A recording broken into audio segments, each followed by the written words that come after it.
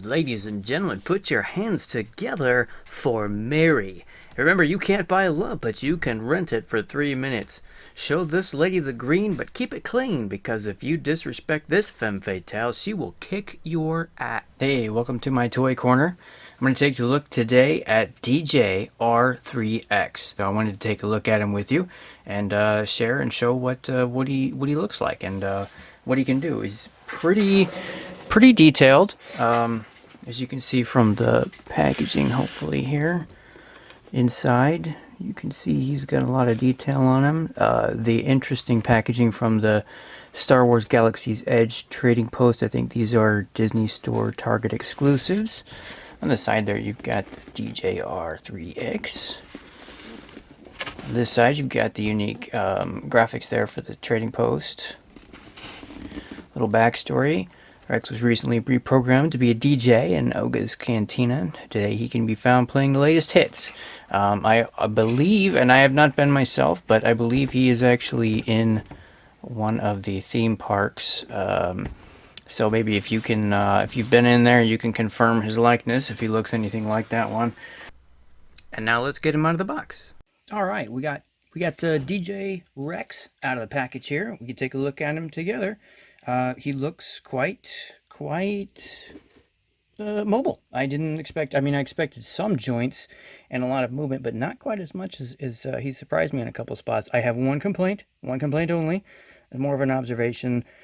Maybe it's just this figure, maybe it's me, I don't know.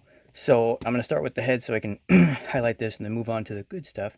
His head does not want to stay in this upwards position. Now, I see it looks like he's supposed to have a spring on there, but it pops right back down, like no matter, yeah, see, that's what it was doing to me earlier. So it's really hard to get this guy's head to stand up like that, to stay up like that, unless, and this is pretty cool though, the headphones actually flip back. So if you want to have him a little bit raised up, oh, and the head does tilt, sorry. So he has a little bit of a motion, not a great deal, but you know, he can do his, I guess if he's jamming really hard, he can do a head bang.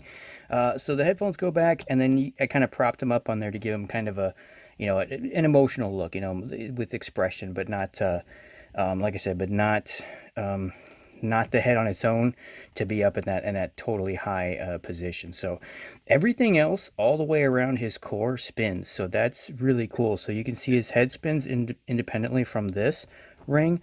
This ring on with this arm spins independently, and they all go all the way 360. This one also is a little bit more stiff, so you can see this one's really loose, and then this one's taking some effort to actually spin, and then this one's kind of like just right. So this one's too loose, this one's too stiff, and this one's just right. Anyway, all right, so the base even spins on its own. I was getting it to spin. Yeah, there we go. So it kind of spins. Reminds me of the Gravitron. If you've ever seen that ride at the fairs or the midways, whatever. So that spins.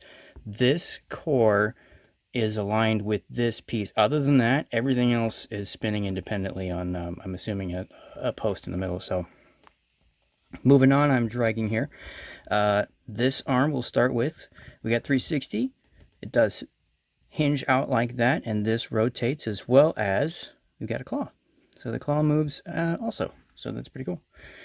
That's the top one. That's the top level. Oh, and you got some detail in there too. I'm going to take a second before I move to that lower arm, just to appreciate the detail in the wash. This dirty, rusty wash that they have. I really think they did a great job with that. I mean, they could have really chinsed on this. I mean, it's a, you know, I think it's an exclusive figure. They could have done a lot worse, I think. So I think they did a pretty good job. Like I said, my only complaint is that head, but it's an easy fix, so he can still DJ for me. All right, so moving on to the second arm, we've got a full spin here. This hinges on that lever, and then also the hand, I guess if you want to call it that, or the other claw. And then this claw also moves and rotates as well. So what I had mine doing was holding the disc, which you'll see a picture of. And, you know, it doesn't close tight, so it's not like, you know, a grippy hand on a figure, because it's a loose little hinge here, so don't expect it to do anything. That photo took me a long time to get done.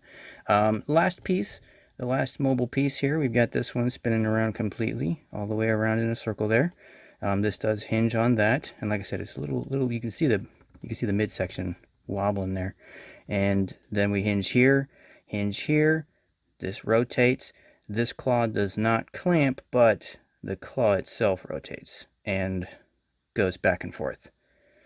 So there you go.